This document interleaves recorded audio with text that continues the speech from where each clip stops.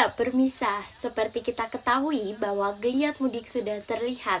Suasana arus mudik lalu lintas di gerbang tol Kali Kangkung, Semarang pada H-7 Lebaran terpantau mulai ada peningkatan. Dibanding waktu normal, terpantau arus kendaraan dari arah Jakarta yang masuk ke Semarang mencapai 15.000 per hari atau naik sampai dengan 15%. Arus kendaraan yang masuk ke gerbang tol Kali Kangkung pada H-7 Lebaran terpantau cukup ramai. Meski begitu, aliran kendaraan yang masuk ke kota Semarang masih cukup lancar.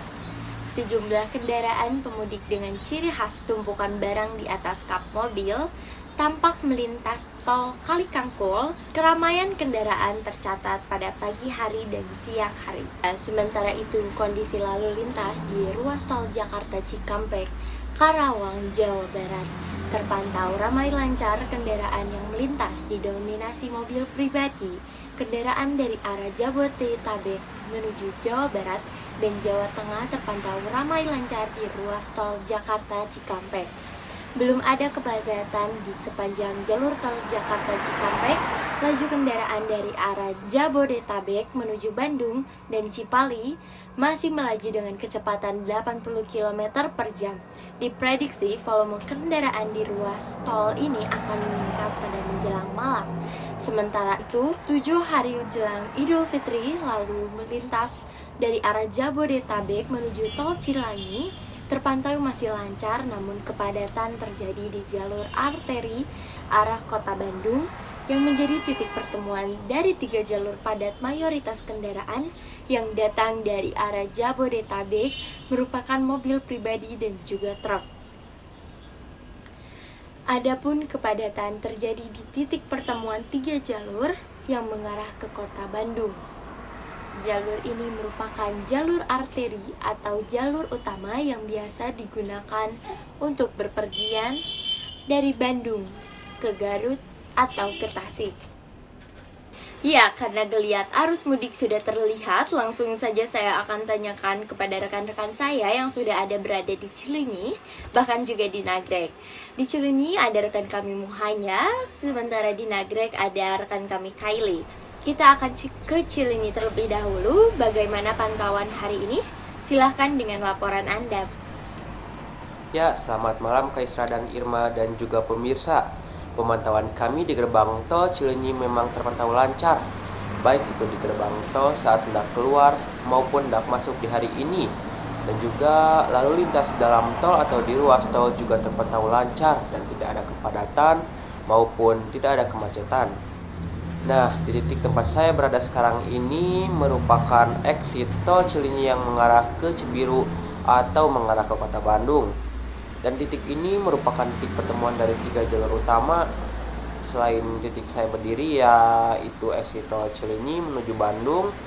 Di sini juga bertemu kendaraan yang berasal dari jalur arteri, yaitu jalur arteri Garut Tasik menuju ke Bandung, dan juga yang terakhir jalur arteri Sumedang menuju ke Bandung.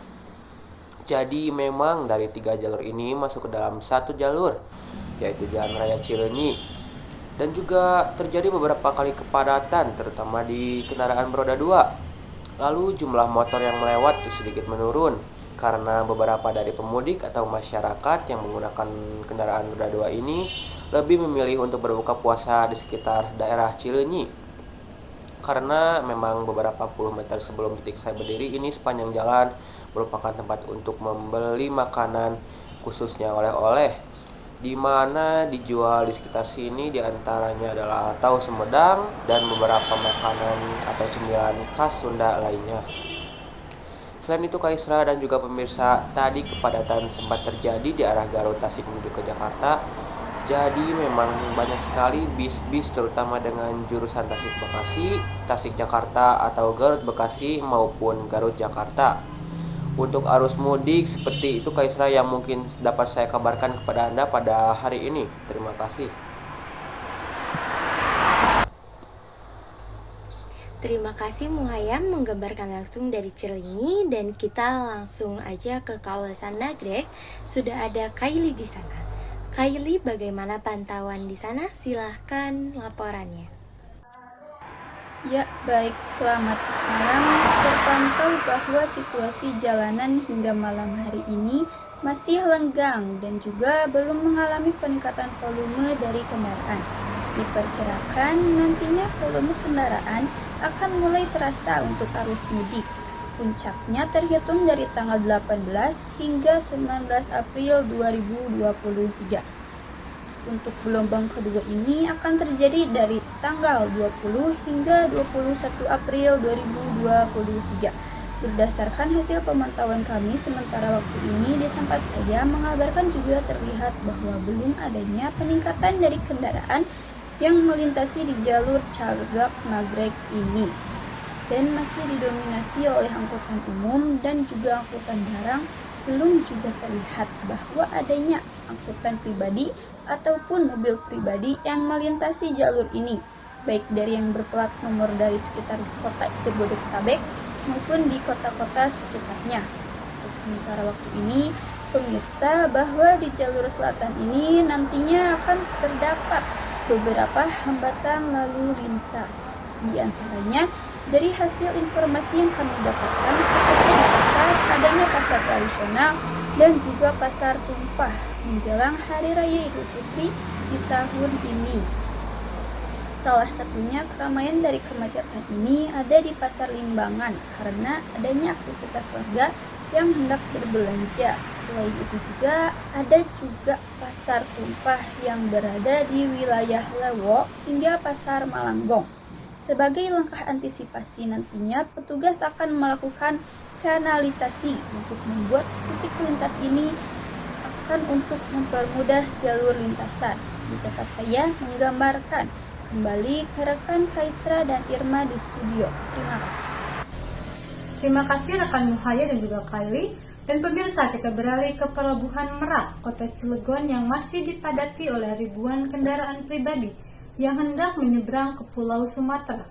Pada momen angkutan Lebaran 2023, tercatat 50.808 orang serta 11.830 unit kendaraan telah diseberangkan melintasi perairan Selat Sunda. Antrean kendaraan pribadi tampak masih membludak, terutama di area kantung parkir dermaga eksekutif Pelabuhan Merak, Kota Cilegon, Banten. Lambannya aktivitas bongkar muat serta tingginya volume kendaraan yang tiba di pelabuhan turut berpengaruh terhadap pelayanan calon pengguna jasa penyeberangan. Padahal terdapat 2 pelabuhan yang difungsikan untuk mengangkut para pemudik yang hendak merayakan Idul Fitri 1444 Hijriah di kampung halamannya masing-masing. Untuk mengoptimalkan pelayanan terhadap pengguna jasa pelayaran, pengelola pelabuhan mengoperasikan 35 kapal ro-ro dengan jumlah trip mencapai 108 perjalanan. Pengelola juga mengoperasikan 7 dermaga untuk memperlancar aktivitas bongkar muat. Lalu, bagaimana pantauan arus mudik di Tol Cikampek dan Pelabuhan Merak di Banten? Di Pelabuhan Merak Banten sudah ada Ayudita dan di Cikampek sudah ada Salman. Kita ke Ayudita terlebih dahulu yang ada di Merak. Bagaimana Ayudita pantauan arus mudik Lebaran 2023? Ya, baik Irma dan juga pemirsa, mengenai pantauan arus mudik yang telah terjadi di Pelabuhan Merak, Banten ini, kendali para penumpang atau para pemudik telah ribuan datang untuk melaksanakan arus mudik menuju Pulau Sumatera. Tetapi kondisi saat ini di Pelabuhan Merak memang terpantau masih dapat dikendalikan, kendaraan juga tidak terlalu macet. Dengan kata lain, masih dapat berlalu lalang dengan rapi dan juga tidak ada lonjakan penumpang atau mobil kendaraan yang cukup signifikan.